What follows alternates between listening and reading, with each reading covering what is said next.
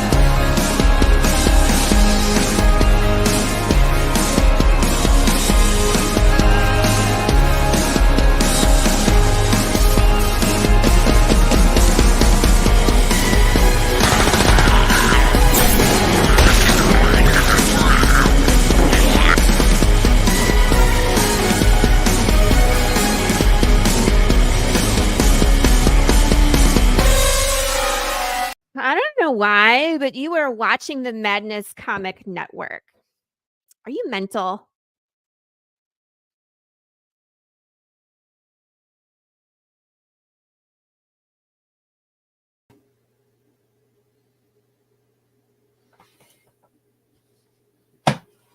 Look at that beautiful time-lapse art by Addie Marie Art. Isn't that beautiful? Isn't that beautiful? She just totally captured my essence. Hey, everybody. Welcome to another episode of Freewheeling Friday, where we just come hang out. We don't have any super agenda or anything. We're going to, we have a guest. We will pick her brain. We'll let her pick ours. We'll have a little fun. We'll look at some cool stuff. Tonight, our guest is one of our sponsors. So we like to give extra love. If you just got 50 freaking notifications on Facebook that we're going live, well, I try to take care of our sponsors, and I make sure when we're doing something that involves them, we're going to tell everybody, tell the world. So welcome to the show, my friend Cindy Koepp. What's happening? Hello. How is it? How's life in Iowa? How is it? Full of corn. Kind of like corn Michigan. everywhere. Different kind of corn, but kind of like Michigan. Yeah. It's just that dumb lake in Chicago in between us. That's all.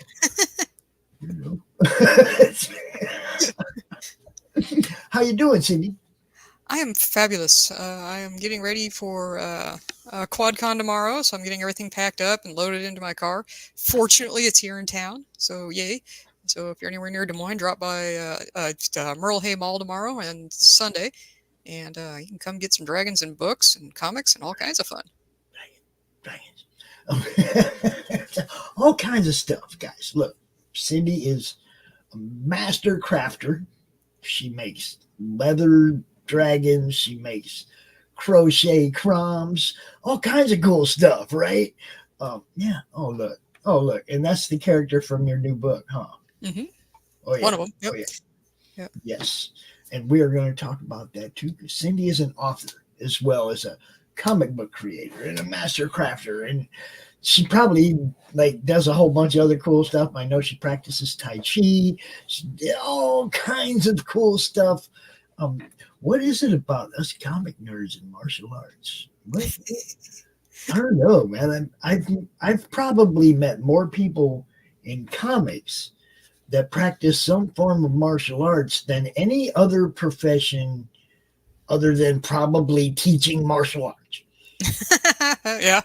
You know what I mean? It's like right? There are so many comic nerds that like to beat people up. I don't get it. Or I guess not get beat up, right? Yeah. I mean, it helps you with choreographing the action scenes in books. See, and that's Mike Baron. He was like when he was doing Private American, mm-hmm.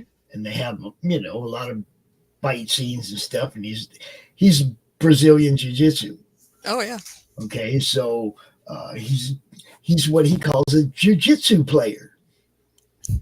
And so he has, it's really easy for him and the artist that he had, who was a policeman, who also, it's really easy for them to actually show real move and real result.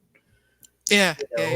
In the action of the comic. So I totally get that. Choreographing the fight scenes is, I mean, some people just, he hit him and he flew back, and it's like when you get into the grappling and the throws and stuff, it looks legit. I like it. So, new book. I have a trailer to play. Oh yeah. I have been playing it. Cool. You have the longest trailer in the longest trailer in the queue right now belongs to Cindy. Wow. Well, you beat out what is it? Grant Galaxy Memorial Park. Okay. Levi is the new co-host on Monday Madness. His trailer is 7 seconds shorter than yours. You beat him by 7 seconds. But what's the new book? Do you want me to play a trailer first, or do you want to set the trailer up? Do you want to just talk about the book and just play it whenever? What do you want to do? Well, I'll tell you a bit about the book first. Okay.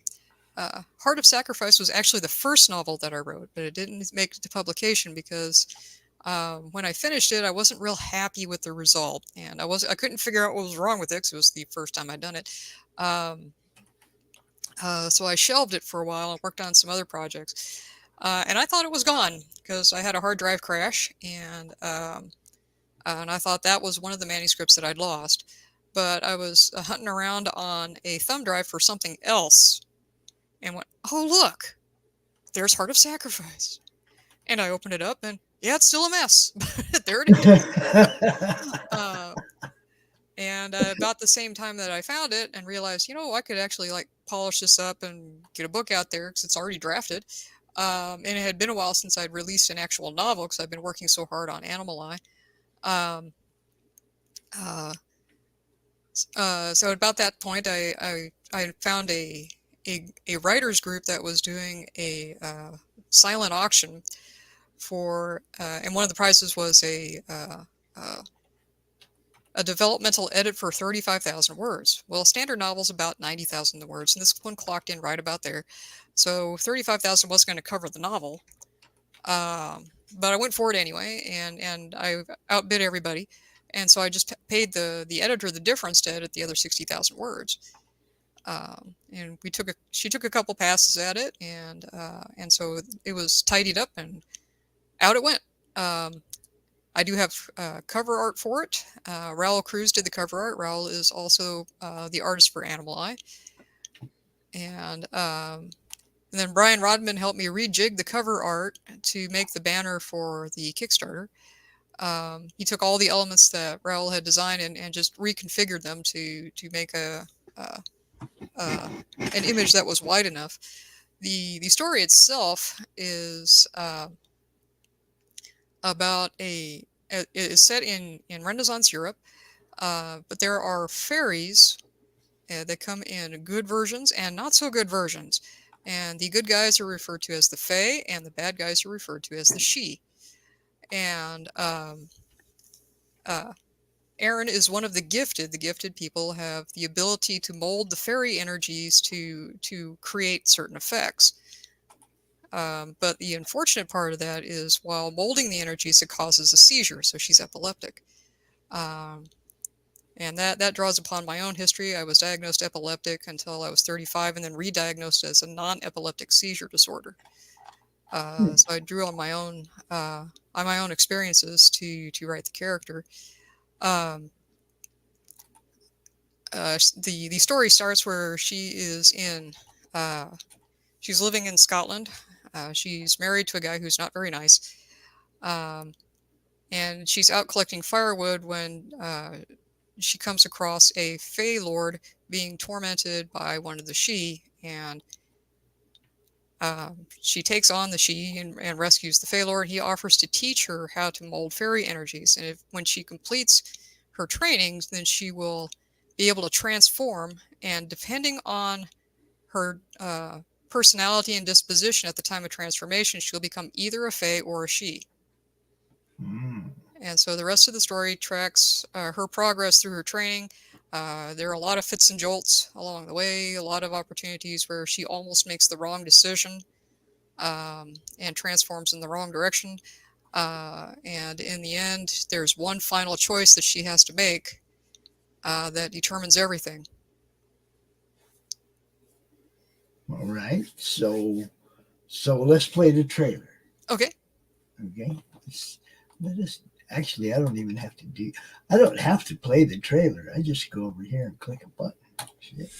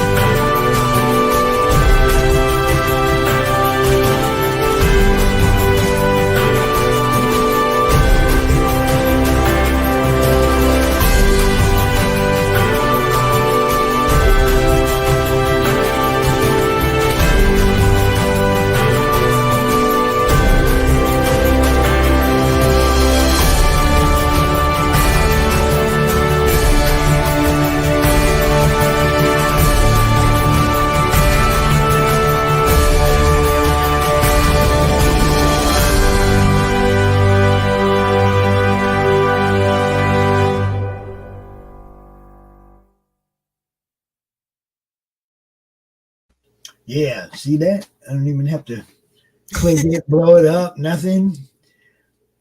That's Good to go. Yeah, I like having everything over there in the StreamYard. Oh, come on, share work with me. Yeah, they get stuck on things, It's weird. It's like I think the tile's actually starting to get worn underneath this chair, and I might have to replace the tile. What can I tell you? I've been rolling around on this floor for about 4 years now, right? Right? Yeah. 4 or 5 years since we moved up here. So, yeah. All right, Cindy. So you launched this thing, what, about a week ago? About a week ago, yeah. All right, we need to get more people looking at this. Everybody watching, and I see we got people watching, please do me a favor. Grab this link over here in the chat. Got it in the chat on Twitter. Oh, I don't have it in the chat on Rumble, but there it is right there, man. Go check this out, guys. Take a look at it. Share it out to your friends.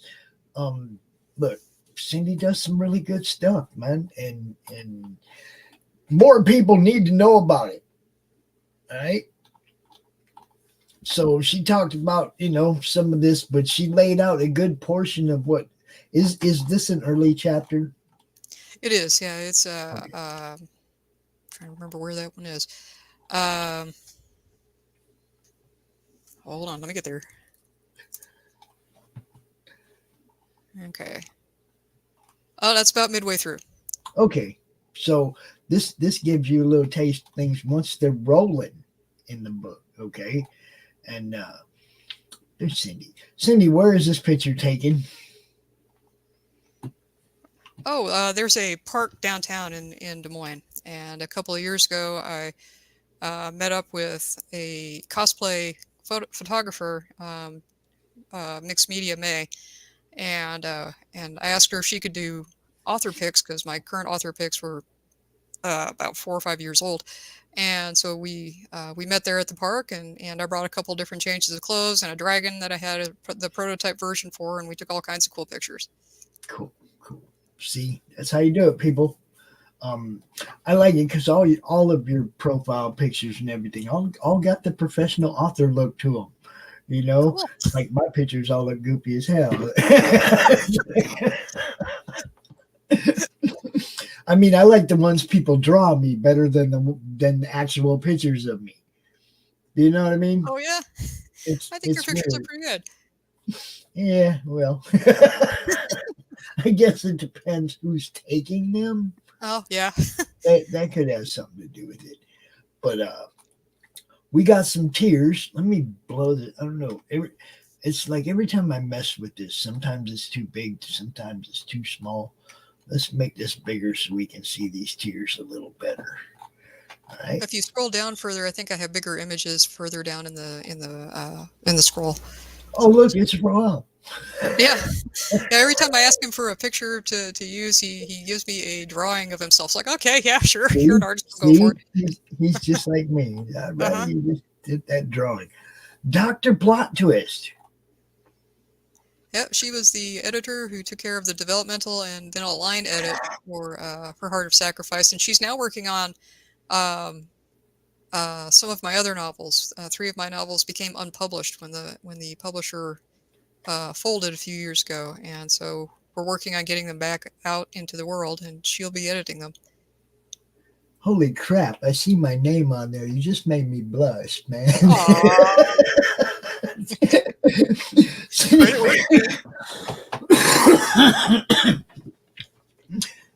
That's my real name, everybody.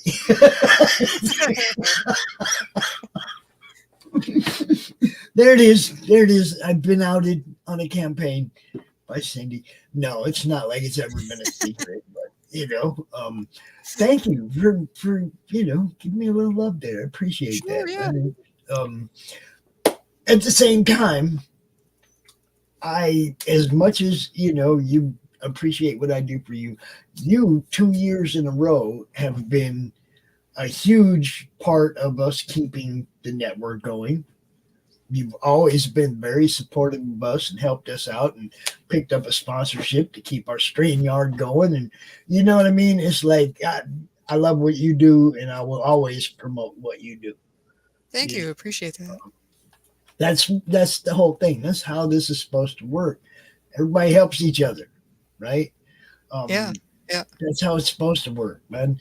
Um, that blows me away, though. I rarely, I never expect to see it in print. And when I see it, it gets me. Everybody, Surprise. everybody gives me their love in the inbox. You know what I mean? I don't expect it out there, and that I appreciate that. That's cool. Who are these other people? No, I know Brian. What's up? Yep. He actually worked on some of the art or helped or made suggestions about the art on the cover. Mm-hmm. Yeah, he He's when I was struggling to turn Raoul's cover into the banner page or the banner image for this, and I couldn't make it work, and I commented like, "Ugh, okay, I can't get this to work," and he said, "You need some help?" And yeah, really, I could, and so he took. Raoul had already sent me like the pieces because he designs the art in layers, so he sent me all the individual pieces, and Brian reconfigured it, and then he. Also gave me some advice on the actual cover itself, and I need to go back and add Stephen into this too. But S.L. Rowland, who writes the Sentence to Troll series, he also provided some feedback on the cover. And between the two of them and some other feedback that I got, Raoul redid the cover. The original cover, which you'll see further down on the page, is really, really dark. And Raoul did exactly what I asked him to do, but it didn't work out well. It wasn't. It was the sort of thing where it worked as a comic book cover, but would not work as a novel cover.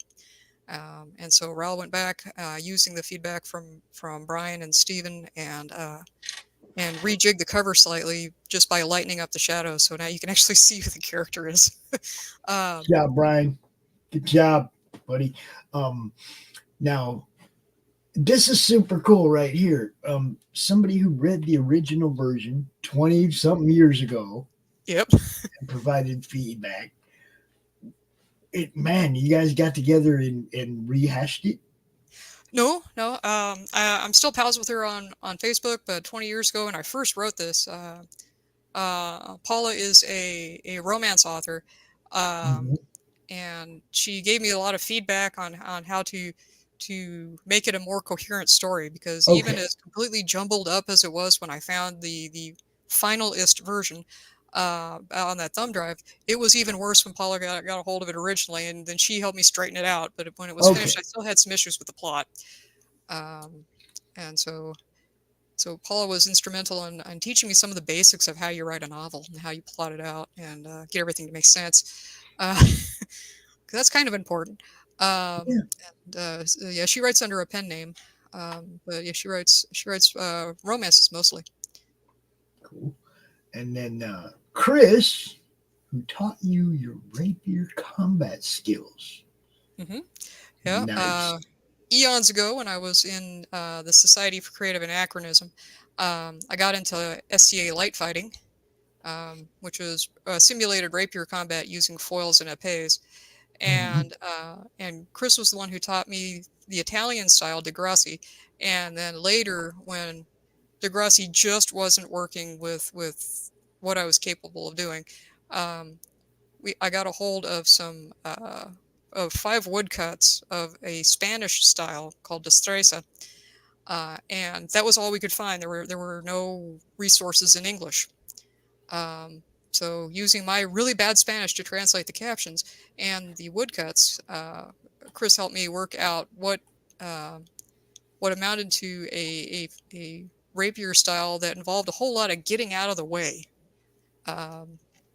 because I had wrist damage and I wasn't strong enough to hold a parry against stronger opponents, and because the SCA doesn't split men and women fighters or weight classes. I was often going up against guys who were way bigger and way stronger than I was, and I could not make the Italian style work. But with Chris's help, I learned how to do the Spanish style, or something that vaguely approximated it, and started to do a lot better. See, now, you and Laurie, all you female weapons people, you all need to get together and do a show about Oh, your that'd be fun. experiences. That would be crazy because I have a friend named Donna who I've known for like like 30 something years. Mm-hmm. And when I met her, it's funny because she used to go out. I lived in Phoenix. It's hot, right? Mm-hmm. She used to go out in the backyard in her bathing suit, her bikini, whatever you want to call it, with a sword in each hand Uh-huh. and do her forms, right? Oh, yeah. In the backyard, right? We had high fences. She, but man, my friends would come over and they'd be like, "Where's Donna?" And I'd be like, "Well, you could take a chance of going out in the backyard, but you might get sister bobbed, It's like, but I still talk to her. She's still a friend of mine on Facebook. It's like, I know, but I don't know what it is. I know a bunch of women that really good with blades. I don't know why, but it's crazy. And right now I'm getting ready for a Tai Chi and Kung Fu tournament in next June, and then the senior games in July, where I'll be competing Tai Chi. And one of the forms that my Sifu and Sihing are teaching me is a broadsword form. And yeah, one of the advantages of Tai Chi is that it's so up close and personal that even though I am smaller than my instructors, I have on occasion been able to pick him up, so he's completely off the ground, and I even knocked him over a couple of times, once by accident and once because we were demonstrating something. But yeah, the first time I wasn't watching my calibration correctly, and I accidentally knocked him over. But for the good news is he knows how to land well. So he wasn't injured, so if he was more balanced, it wouldn't have happened. Well, no, not necessarily, because the move we were doing it, it's called eating the stance, where you sort of knock their foot out from under them, and right. Okay. I dropped him over the side of my leg, and oops, I felt really bad about it because that was not what I was trying to do. But yeah, he and we still use me as an example when we get people coming through the class going, yeah, you can never use Tai Chi for self-defense, and they goes, nope, she can pick me up, and they go, oh no, and so we show them real quick that yeah, I can pick him up using Tai Chi. And you can definitely use some Tai Chi moves for self-defense. Yeah. Because Tai Chi is done within elbow range. Smack the tar out of somebody, break an arm, their joint locks and throws, and just like yikes. And as I'm learning how to apply Tai Chi, I learned the basic forms first, and now as I'm learning how to apply it, it's really a very dangerous martial art in the right circumstances. I mean, I wouldn't want to like try it against an MMA fighter because that's a whole other set of coconuts. But for self-defense, I had some guy chase me around the mall and at Merle Hay, actually, where the QuadCon's going to be this weekend. I had some guy chase me around the mall, and he caught up with me and put his arm around me, or tried to, and my brain went back to Spanish fencing, so I went to go draw the sword that I don't carry, and about halfway through that, I realized that that's also a Tai Chi move, because I'm making almost the same motions, and just keep going. I almost hit him, but he jumped back, and I gave him a hairy eyeball, and he muttered something I couldn't make out, and like bolted off. So like, yeah, you don't mess with the little people. Oh man, it's crazy, isn't it? It's crazy. Yeah. But chasing you around the mall. See, if I see somebody chasing the lady around the mall, they're gonna run into me before they catch up to her. Right? Yeah. Yeah. But I'd only been studying at Shadow Fist for a little less than a year, because it was just after I had certified the first form, and so my brain went to fencing, but then I was about halfway through it and realized that's a Tai Chi move too. Yeah.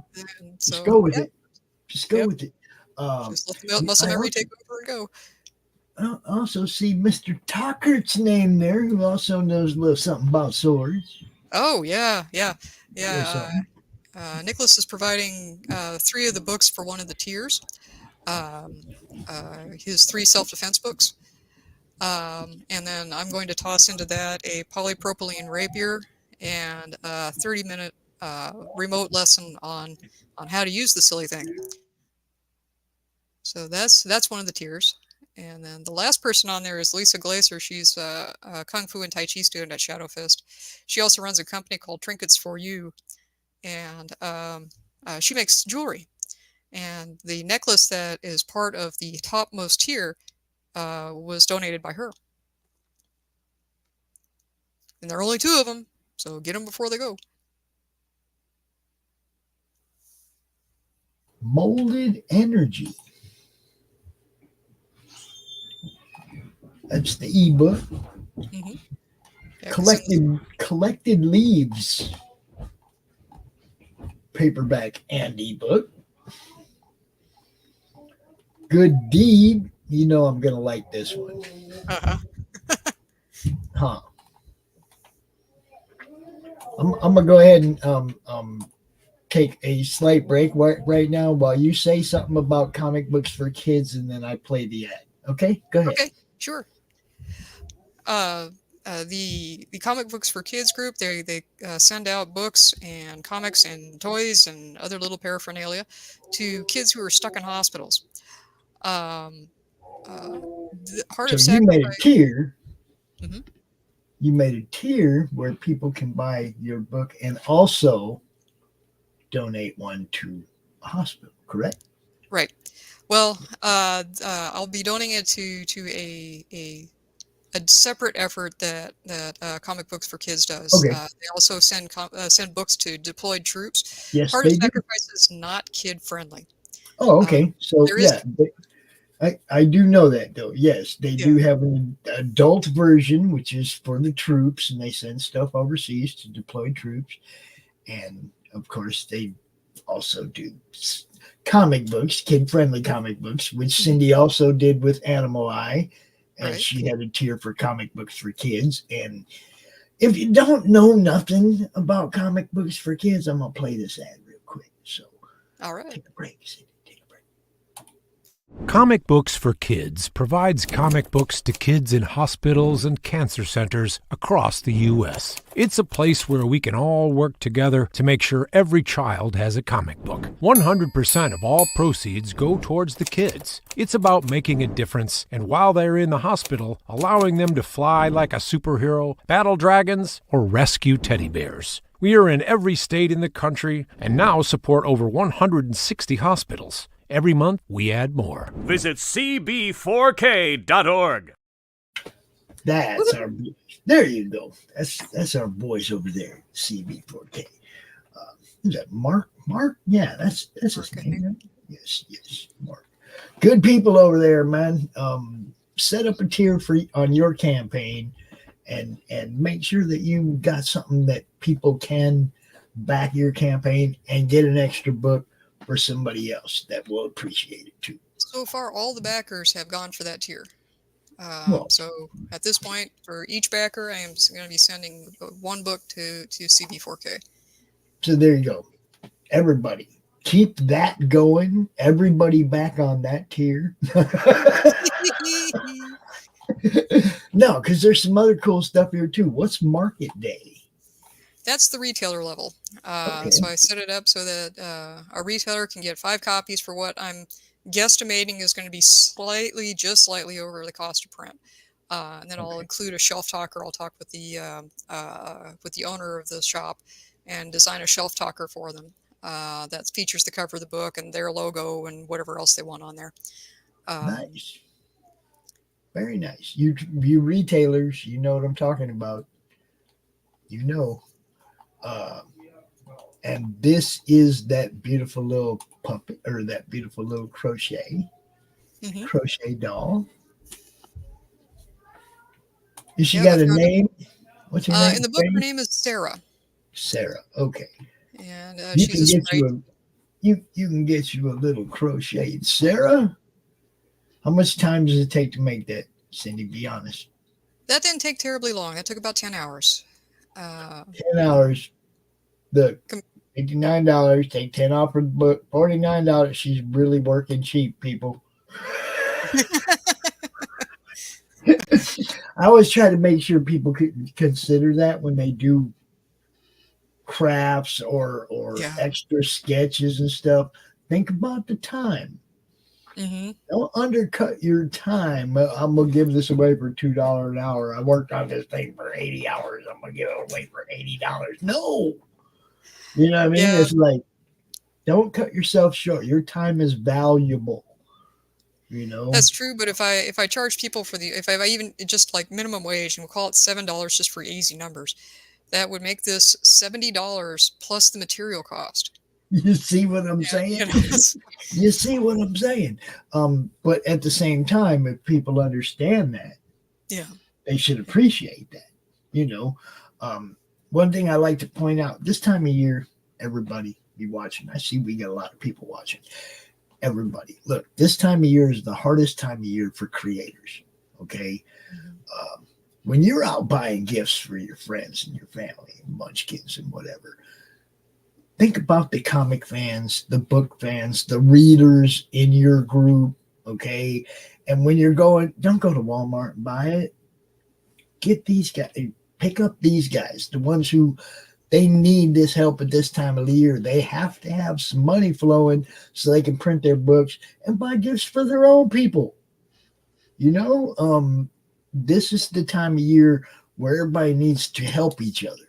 So share each other's campaigns out. When you see somebody's campaign roll by scroll by on your feed, don't just scroll by it. Hit the share button and show, you know what I mean? It's like do something for each other, because this is the hardest time of year for creators. It really is.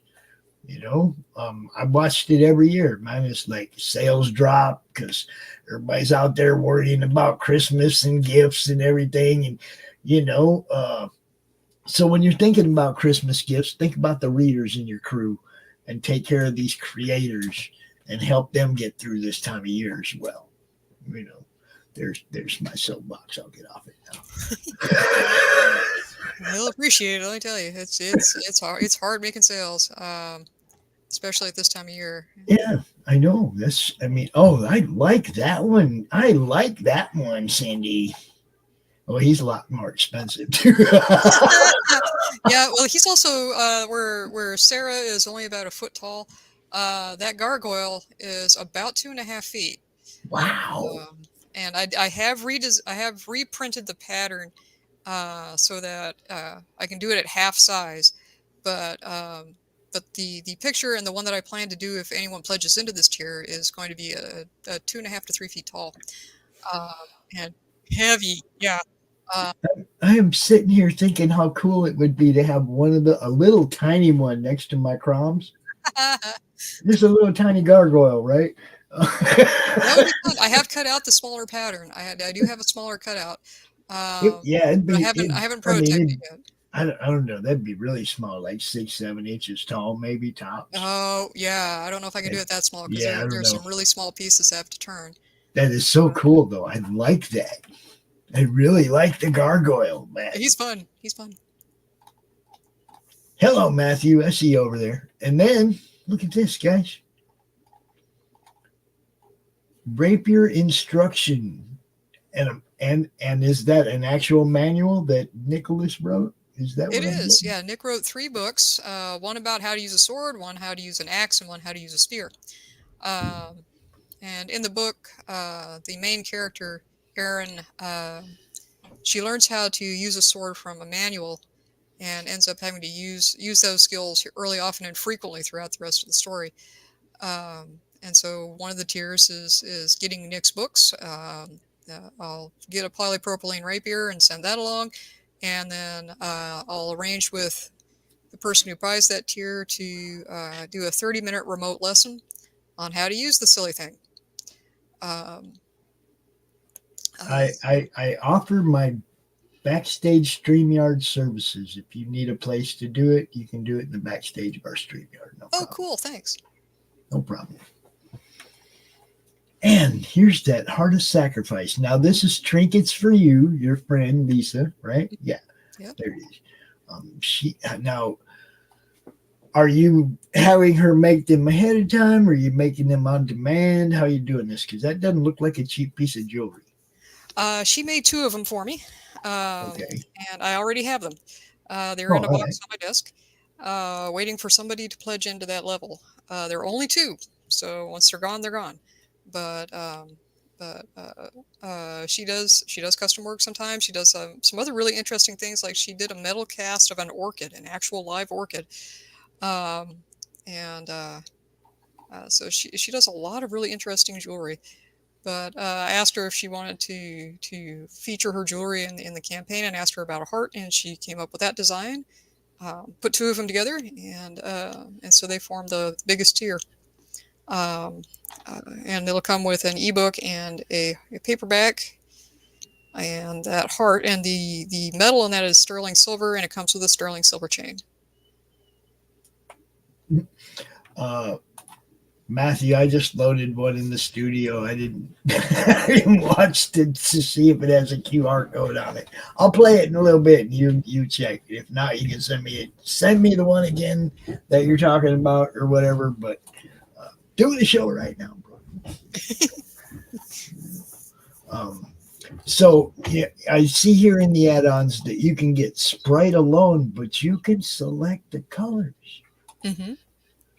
So if you want to get that in your favorite football team's colors, or I mean, come on, you can see it as an Iowa Hawkeye white, right? Black and gold. You can see Oh that. yeah. You do. Black and gold. It's very modular. So I mean, I can switch the colors out, do the wings in different colors, the dress in different colors, the skirt can be a different color than the bodice. Her hair can be a different color. If you want a green skin Sprite, sure, why not? I guess if you want a little crummy girlfriend, blue hair, that could work. Blue hair, green skin. I don't know if she had wings though, but probably wouldn't be an angel. A little imp. That could be. And then a gargoyle alone. And you can pick it's got to be gray. Come on, it's a gargoyle. Yeah, I'm making a small one now that is sandstone colored. But in the story they have red skin, so so I mean you can pick the colors if you want some interesting colored gargoyle, then you bet. And there are a lot of parts, so if you want an assortment of colors, that too could be arranged. But yeah, the gargoyle is a thing. And you have done a couple of these before and funded your campaigns before. You've done this. Look, people, I know it's not that often I'm out here talking about actual books, but Cindy writes good books. She's got a whole bunch of them. This isn't the only one. Okay.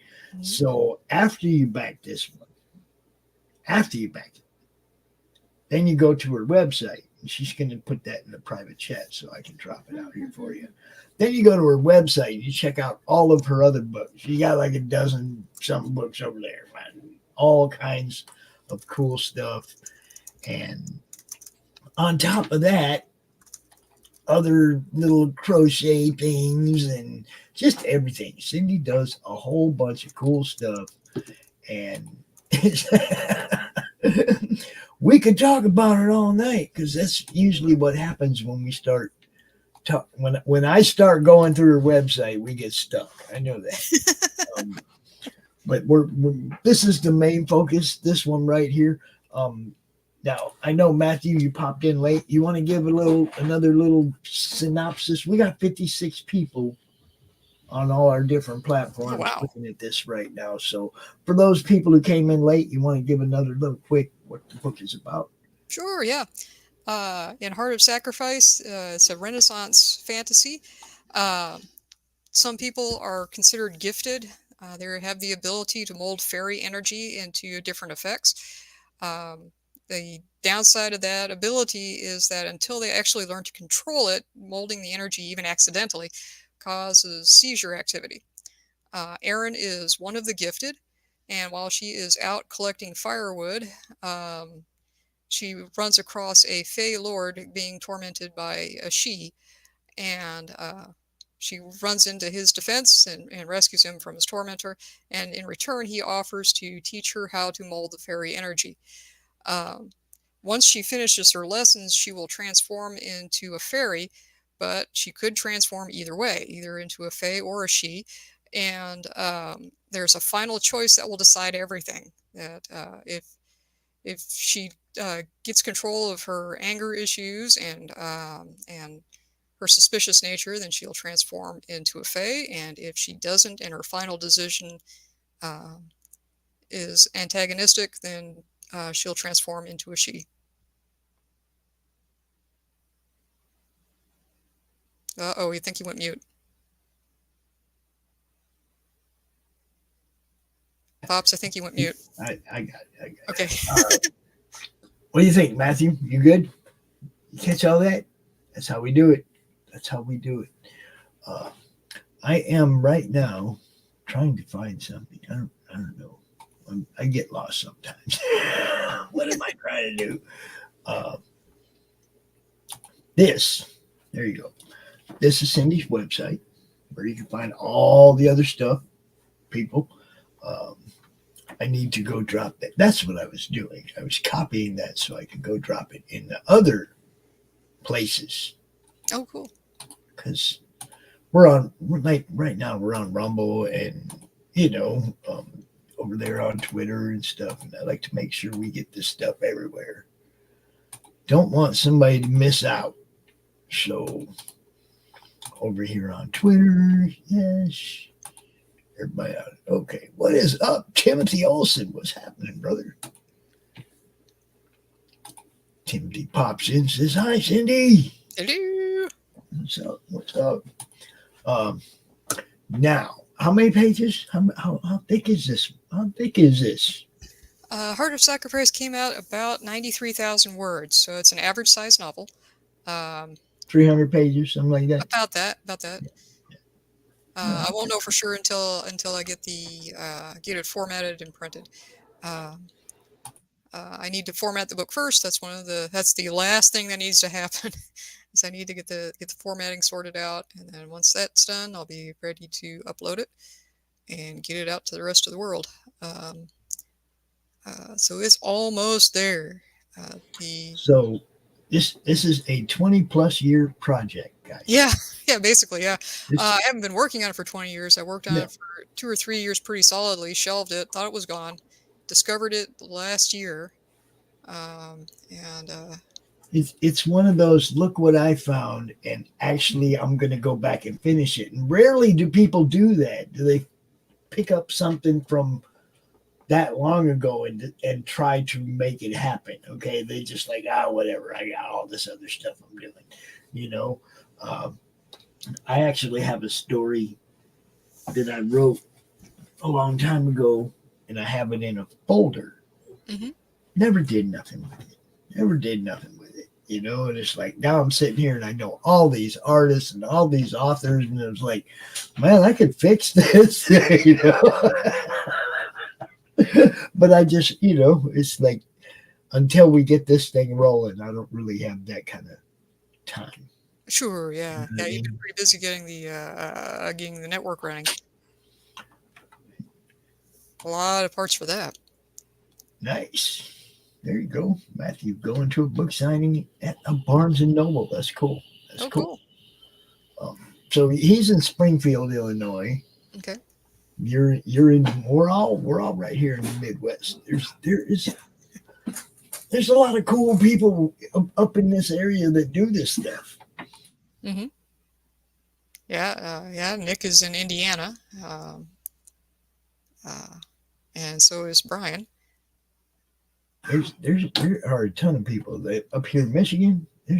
They're all over the place. Joe Sontag's right up the road. There's a bunch of people. Look, Timothy's like, while you're there, you can buy my book.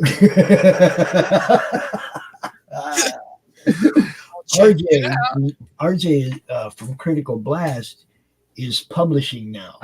Oh yeah. And he's putting people in Walmart or on the Walmart website and the Barnes and Noble and all the all the book outlets.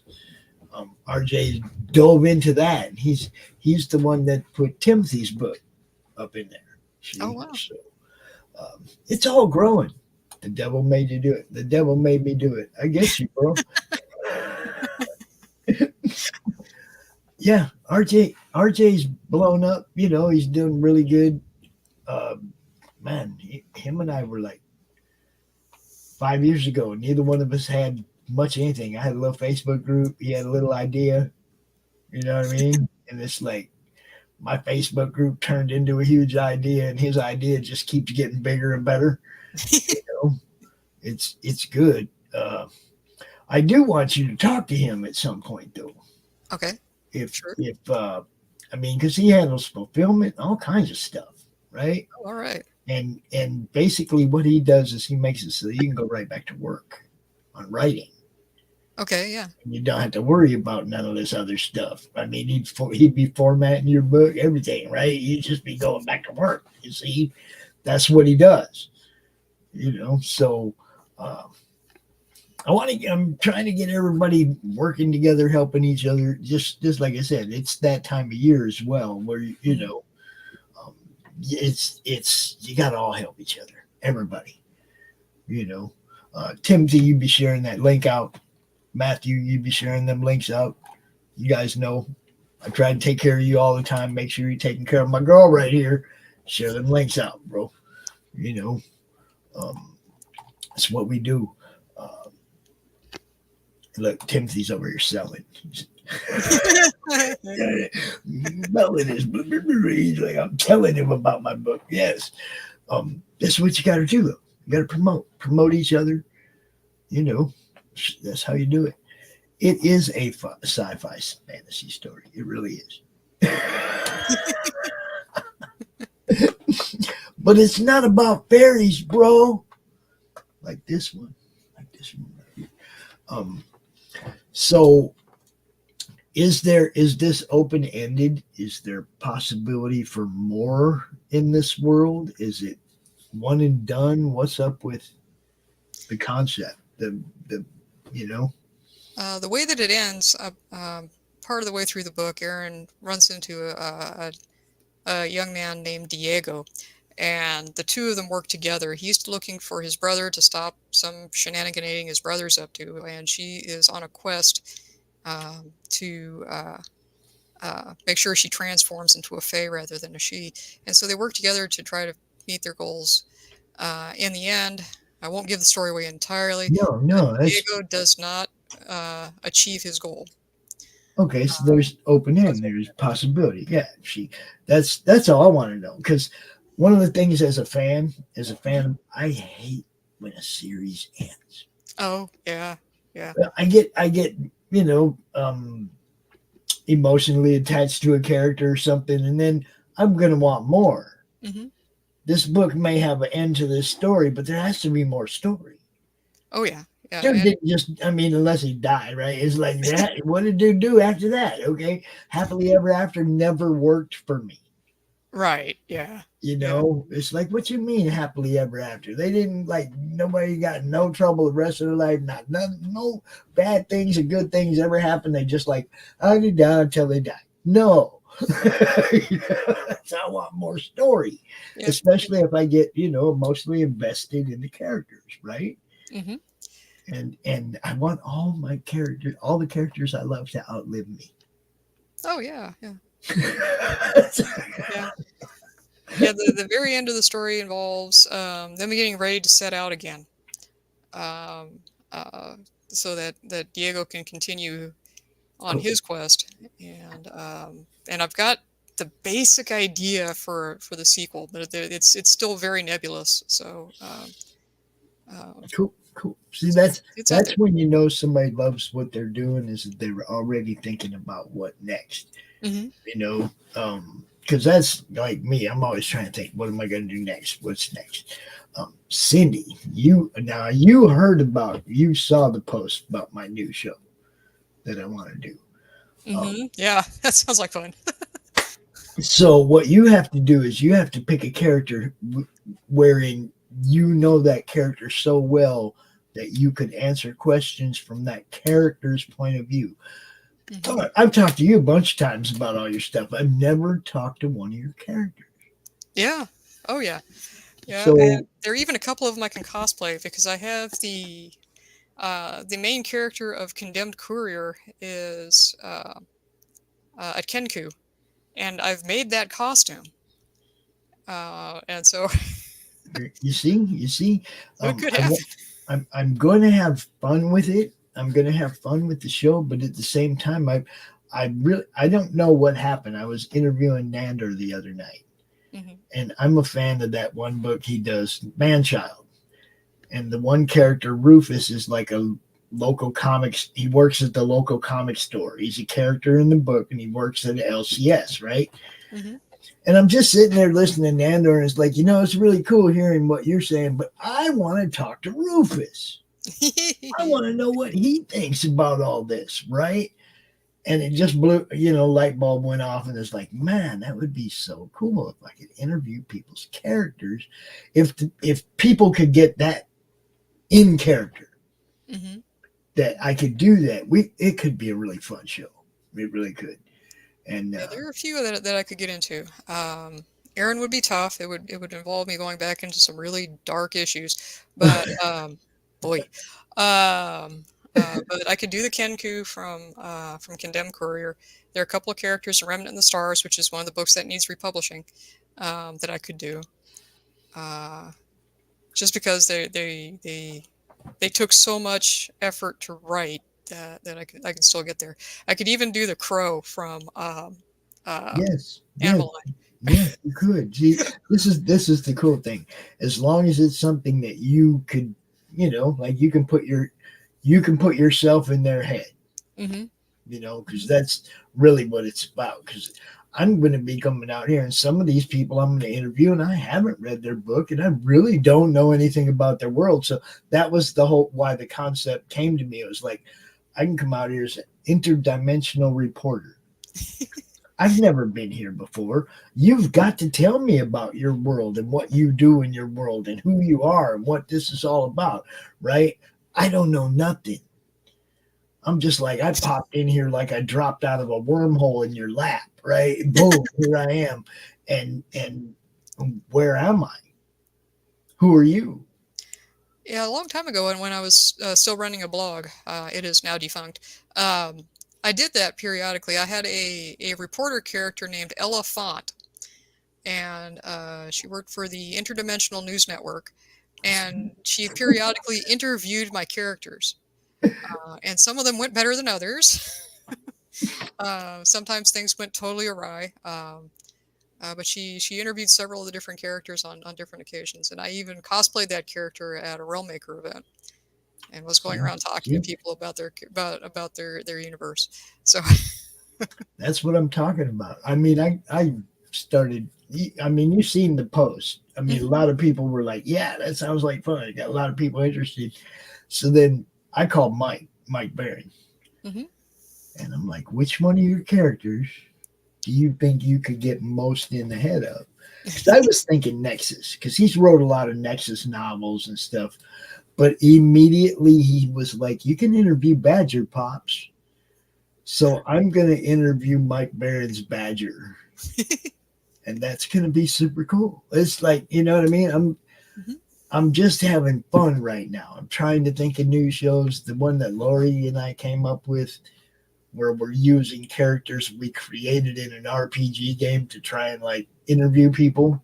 Oh, yeah. The characters are just horrible. You remember, right, the show where I played that spot with the girl with the blonde hair?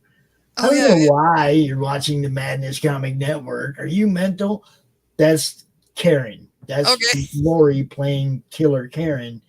And then we made two characters in an RPG game that we played together. Oh, fun. She made a character named Karen that was a Karen, right? Because, the options in an RPG. Okay, she picked the Karen, I picked the Stoner. Of course, right? Okay, what else am I going to pick? So we go in character, and we played this game for a while. It's Chris Brown's Slaughterville game. And we've done it live out here, quite a bit, and played the tabletop and everything. But for some reason, we ended up deciding to do a show where we interview some people, but we're in character.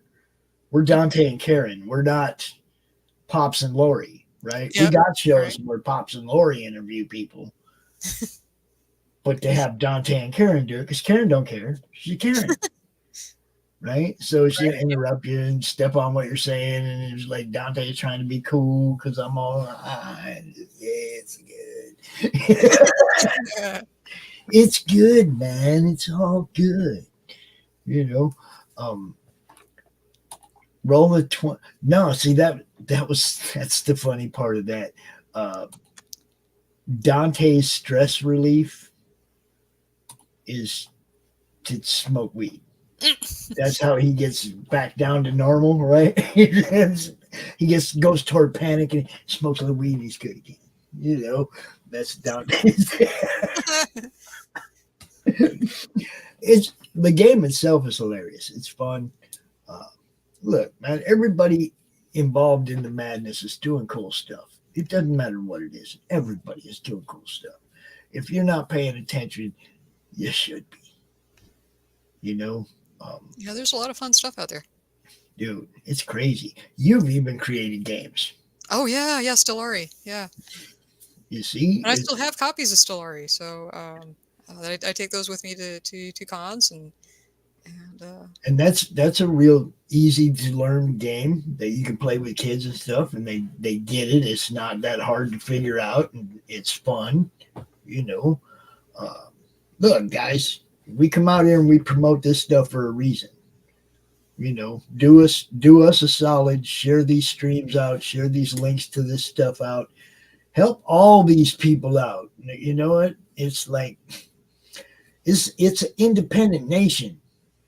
It's not a bunch of little communities, man. It's an independent nation. You all got to get together, work together. That's how this all grows. These guys are just over here talking to each other in the chat. We're having all kinds of fun over there. Yeah. Oh, here you go. If you drop on Melvin's lap, he might kill you. Uh-oh. Be careful when you say the crow, because I think Brandon Lee.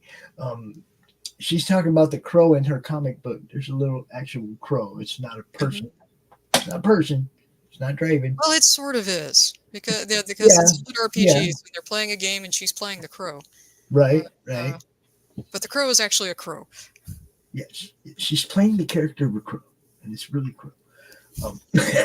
So if you was to play, if I was to interview her, it would be her as the crow or her.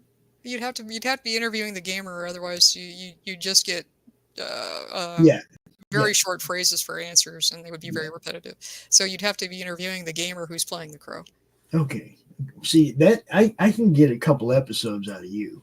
Because we can definitely do one with Condemned Courier, and then we can do that where one we're covering a comic book and the other one we're talking about a real book. So yeah.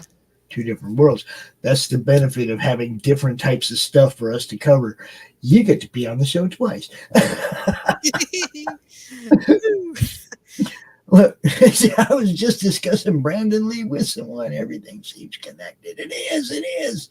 Everything is connected. Well, by the end of the story, Ava can actually speak in brief phrases because she's learning the speech skill along the way. So at first she can only mimic single words at a time, but later on, and she does sound effects. Later on, she gets to more complicated sound effects. She ends up imitating the dog's bark. There's a mountain shepherd that's traveling with them too, and so she can emulate the dog's bark pretty accurately, and which comes in handy. And she can speak in short phrases by the end of the book. And the comic book now, Raul's done with the art for 5 and is working on the art for 6. The publisher tells me I should get copies for 4 any day now. So I'm hoping so, because he's got 4 and 5 in queue. Nice. And I'm working on the script for 7, and that'll end the series. They still don't. They still have them books upstairs. Oh yeah. They don't even come. They take them now. They never come back. Anything Oh they no. take up there now, it's just they got their own box up there. They come down here. They're like, "Grandpa, where's this? Grandpa, where's that?" And I'm just over there, and they poop, and I never see it Oh no. again. Oh no. But that's good. That's the whole purpose. Yeah. Yeah. You And know? Animal Eye is kid friendly, so it's written No, written to a third grade level. The comic book is. The anything novels that written at fourth they. grade. I mean, I don't have a whole lot of stuff that isn't kid friendly. You know what I mean? Sure. Yeah. I don't buy too much of that. Very rarely, if any. But anything they come down here asking for, well, of course, you're going to read it here. Go read it. You know, I Oh mean, yeah. Yeah. put it back in the bag. Don't tear it up. You know. Treat it nice. But yeah, we let them read it for sure. Look, Timothy says 7. Dang. Yeah, He's working yeah, on there'll be that 7 for before. the whole miniseries. I'm converting the novel Animal Eye into a comic book miniseries for Bear Publications, and Raul Cruz is my artist. He does a fantastic job. When I send him the script, he does a good job of figuring out what my notes are. He asks a lot of questions if my notes don't make any sense, and if he sees something that would work better, he'll send me a note and say, "Can I switch this around because?" And he'll explain why this would be better for the artwork and why it would convey the story better in art form. Right. Because there's a significant difference between telling a story in comic book and telling a story in prose. But yeah, it was a huge novel. It's most of 700 pages, and so I'm on the end game now. So we're in the last bit of the novel. Where everybody finally comes together and they take on the bad guy, and the boss battle is coming soon. But yeah, it was a fun book to write. The game, we haven't heard from Clopas, the gaming company, in a long time, and I don't know if they're working on it and they'll get it back to us, or if something got dropped off somewhere. I don't know. I don't know what the score is on that. But I don't know where that's going. Yeah, I mean, I hope they figure it out because, I really look forward to seeing this actually a game since it started out a comic book laid out like a game. Yeah. The comic Animal Eye, guys, it's like when you're reading it, it's like the power bars and everything are there for the characters, and it's like watching somebody play a game, kind of, but you're reading the story. You know what I mean? It's pretty cool. The kids liked it. Oh, cool. Kids liked it. That's most important. I buy something that is kid friendly, and that's all I want is that they read it, and I can guarantee all 4 of them read this one. So the ones I have so far. Yeah. All 4 of the kids have read them. So, they're not in mint condition anymore.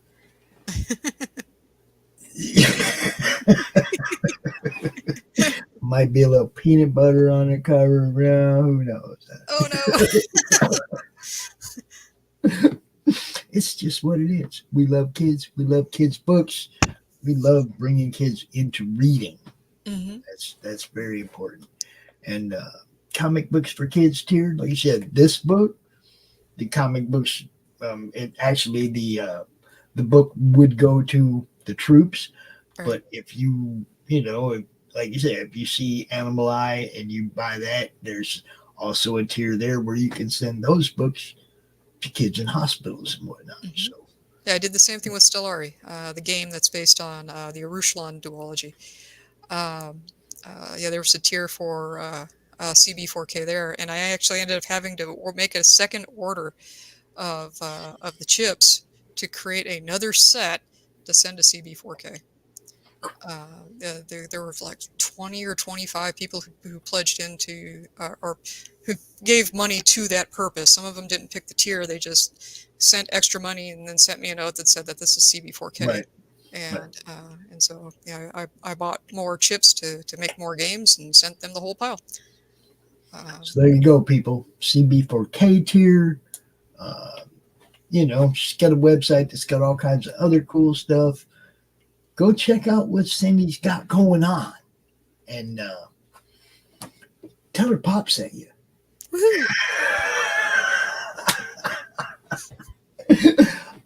When does this end now? 21 days. What do we got? 21 days. Jeez.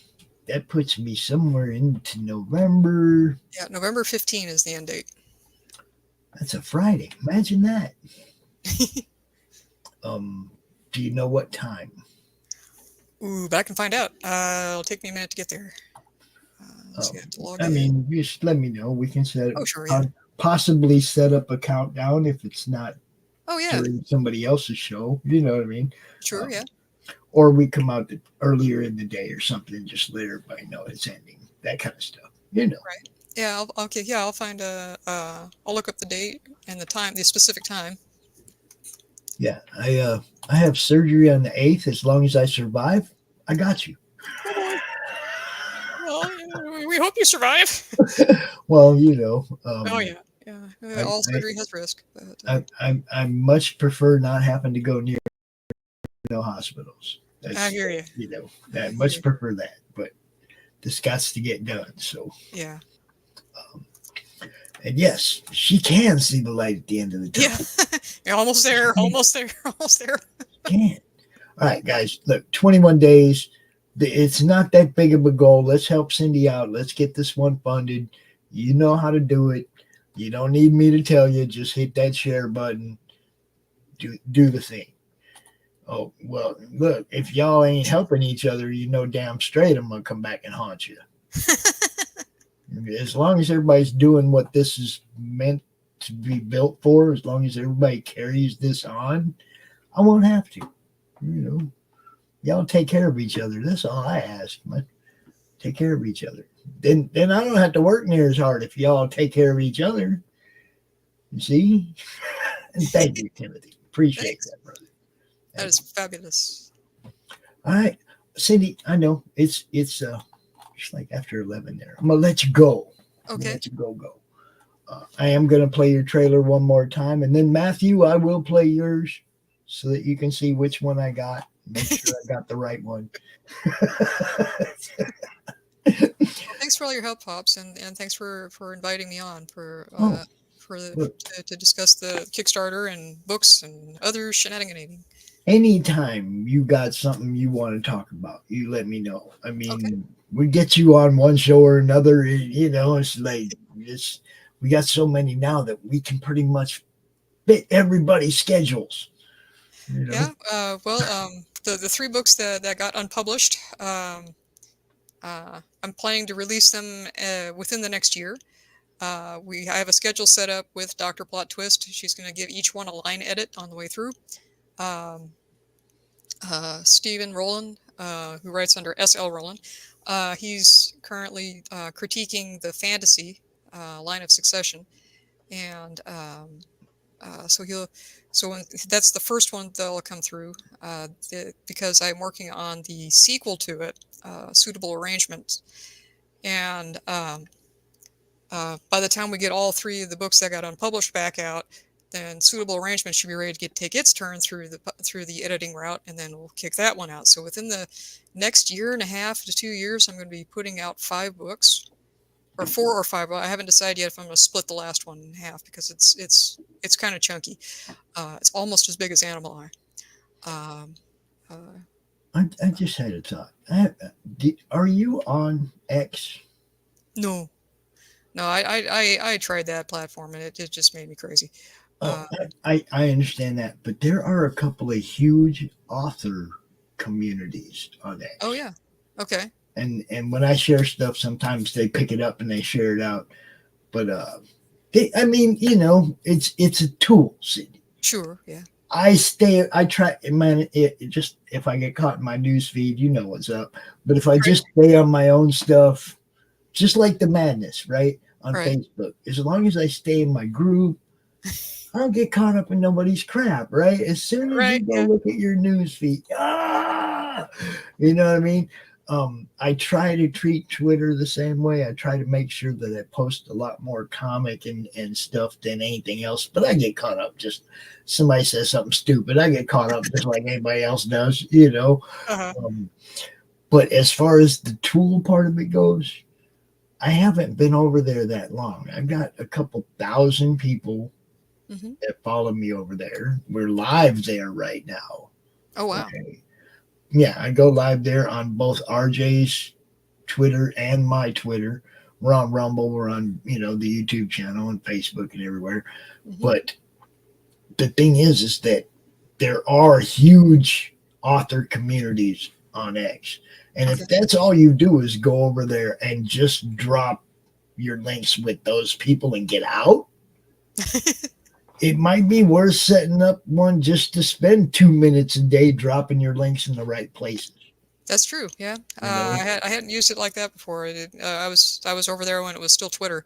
And yeah, it was a raging dumpster fire 90%. Oh yeah, it still is. It still is. Nothing's changed on that, man. But like I said, by being there, I have found out about some. I didn't realize there was such a huge author community on X. Okay. But there really is. There's a great. lot of people that like cross promote and drop each other's links and do like the big tag list, where, you know what I mean, where they're all talking about each other's stuff. That's what I'm saying. It's not a bad place to promote if you can avoid the dumpster fire. If you just dance through the parking lot, like the Joker, if you just dance through the parking lot but don't touch nothing, you're okay. Your hands and feet inside the vehicle. Yeah, I'm not that good at dancing, but I know you would be. Just like avoid it. I don't even go to my news feed if I can avoid it. I just stay in my profile, share stuff there, and you know what I mean? Drop and run. Yeah, that's pretty much what you do. Okay. You run in there, you drop your stuff, and you get out. Even if you're just tagging me and putting it where I can see it, that reminds me to share it out. That's why I tell people about dropping that link in the madness once a day. You got to put it in front of me, people. I smoke weed. You got to put it in front of me. Remind me. Oh yeah, hit that share button on that one. Hit share button on that one. Put it on Twitter. Put it over. You know what I mean? But you got to trigger. Will do. Points himself guilty. Yes, see, he knows. All right, Cindy, have a wonderful evening, my friend, and we will talk soon and set up something for the 15th. Okay, sounds good. Thank you so much. You bet. Let's see. I'm gonna play this one again, and then I will play yours, Matthew, and then you can hit me up in the inbox over there. All right, peace. Bye, everybody. Heart of Sacrifice. Go check it out.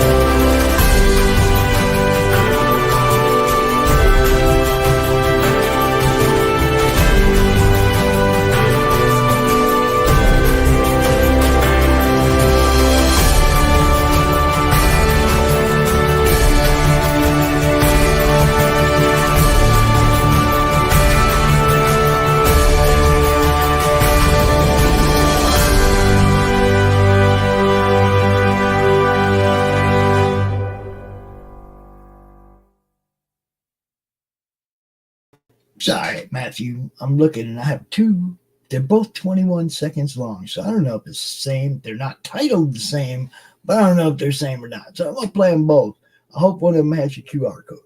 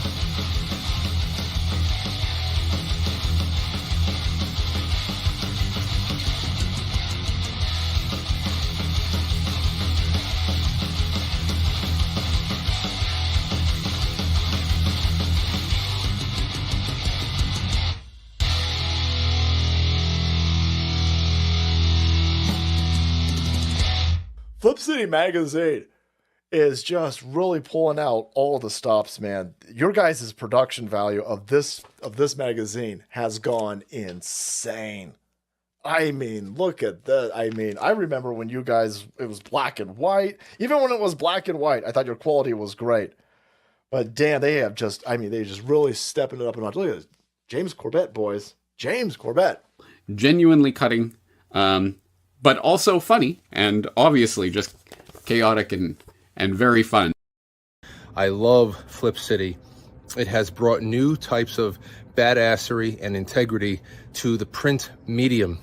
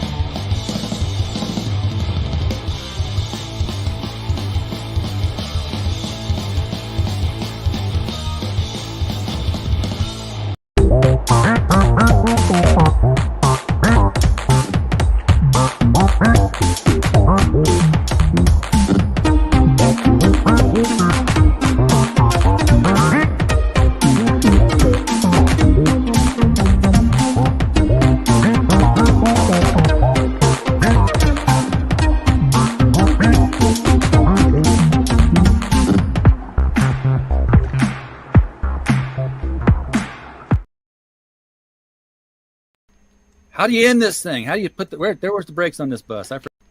How do you end this thing? How do you put the where's the brakes on this bus? I forgot. Jazz hands. Jazz hands. Have a good night.